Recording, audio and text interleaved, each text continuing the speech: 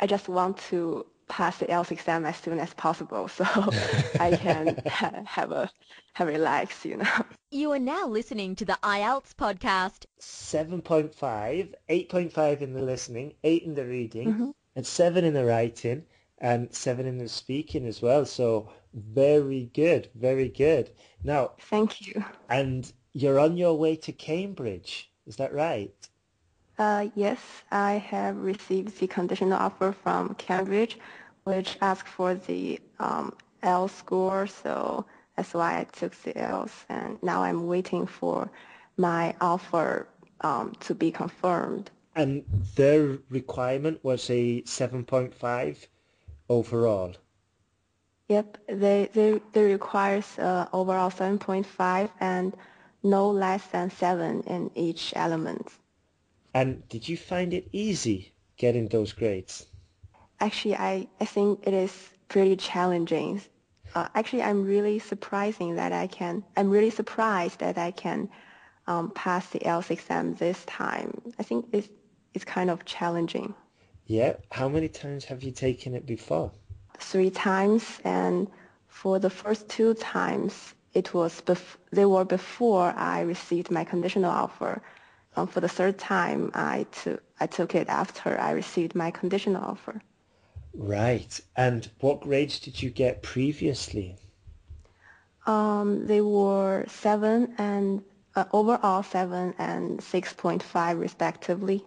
I got the 6.5 in the second IELTS exam. I don't know why it's lower than my first time. I see. But was that in the writing or the speaking, or in both? Actually, I think for the second time, I had I made some progress in the writing part and some decline in the score in the speaking. I'm just looking at the emails. You said that you had a schedule drawn up to help you get through the IELTS, to help you prepare for it. Can you tell us a Mm-hmm. little bit about that schedule, please?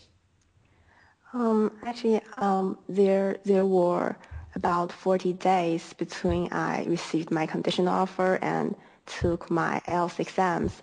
So I just made a plan for my study. I think for the maybe first 30 days or so, I mainly focused on working on my weak points. I am relatively poor in writing and speaking, Hmm. so I just worked to deal with these two parts. Hmm. And for the for the next 10 days, I just focuses on all the 4 parts to make sure even though listening and speaking are my strong points, relatively strong in these two parts, but I wanted to make sure that I won't make some stupid mistakes in these two parts.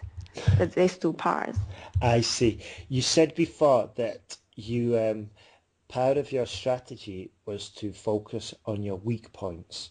How did you discover your weak points? Um, I think it is it is shown by the score. My score in speaking and writing were relatively lower than the other 2 parts, and I don't have an English environment, so even though I can find some listening materials and reading materials, it is kind of hard for me to find opportunity to write English and speak English. So that's why I'm weak in these 2 parts. I see. When I was asking about the weak points, I was just seeing if you had managed to focus on a specific weak points in the speaking. For example, maybe you have a problem with vocabulary, or maybe it was a confidence thing, or maybe it was a fluency thing. Did you dig that deep, Or were you just thinking, okay, I scored less in these parts, so I'm going to focus my energy just on general improvement for the speaking? For speaking, I think my main problems lies in the grammar. When I speak, I think it's very easy for me to make some grammar mistakes. For example, make or made, do or did, is or was, something like that. I see the And tenses. sometimes I just can't speak in not fluent enough. How did you overcome that problem? And I think practice is really important, and I practice by there are lots of sample questions online or in the textbooks. So I just ask myself those questions and speak to myself. And it's very important, I think. It's very useful for me to record my speaking and listening to this recording and trying to find the mistakes. When you did listen to yourself, did you discover quite a few errors? Yes, I just pick some errors, for example, some grammar mistakes Yeah, or some mistakes in the pronunciation or how to improve my content, how to improve the content of my speaking, you know, just to polish the sentences, this kind of things. right. That's Mm. interesting. That's very good. So you prepared all on your own, for every single part? Yes, I haven't gone. I know how to say. I have never taken any classes. Any classes for IELTS. Even though I took some online courses and I bought some books and find some online materials. So, but I did most of the work myself. Yeah. I see. And why didn't you go to like an IELTS academy in China or something like that? Did you just not have time, or it wasn't your preference? Actually, I think the most important reason is they are very expensive. So I want I to save see. some money. How much did the IELTS academies charge in your city? You mean in China? Yeah, Actually, it depends. It depends on the different academies. It depends on the class size, the size of the class. yeah. Um, I think it goes from if you take the big class, or maybe 100 person in a class, Wow. there's about maybe uh 2,000 RMB, the Chinese dollars, 2,000 RMB Yeah. for maybe 10 or 16 classes. I'm not, but I don't think this kind of class would be helpful for me. Uh, And no, with a but hundred if you people in the class, it's insane. That works out at about 234 euros. That's quite steep, isn't it? That's quite expensive. Yeah, they're really expensive, but um, I think self-learning can have the same progress, Yeah, can have the same, yeah. same effect. How many hours did you put in, did you think? Because you said you practiced a lot at home. Did you have a routine? Actually, in those 40 days, practicing else became one of the most important part in my life. So I just took most of the day preparing for else. I think about let me see, maybe 7 or 8 hours a day. Wow, that's dedication. Wow, for 40 days non-stop. Mm-hmm.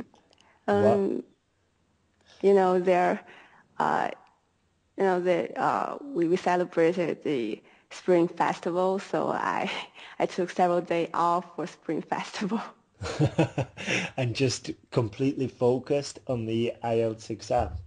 Mm-hmm. Wow. Very good.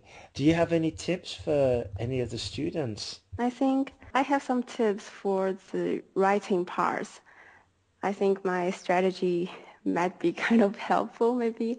I Excellent. Yeah. think for, Tell. for the writing part, practice is very important. And I, I wrote about uh, 20 essays in these 40 days. Actually, I think I could have written more, but I'm a little bit lazy. And and uh, when I write the essays for the writing part, I just try to cover all the question types. For the part one, they may give you a table or a line graph, bar graph, or a map. So try to cover all the question types. Uh, it is same for the part two. They have different kinds of questions. Hmm. So I think it's really important to cover Yeah. all the kinds of, and I think it is also very important to cover as many topics as possible. It's, it is especially important for part two. For example, the education or environment, technology, government, these topics, because sometimes I find if I come up with some topics that I am unfamiliar with, I have nothing to say. I don't know. I don't have enough examples and arguments to support my opinions. So I think it's important to cover as many topics as possible for for part two. Excellent advice. And how did you get ideas for these topics? Um, Actually, in one of the books that I bought, uh, they they just listed some categories such as education and these categories, so these topics. So I just pick some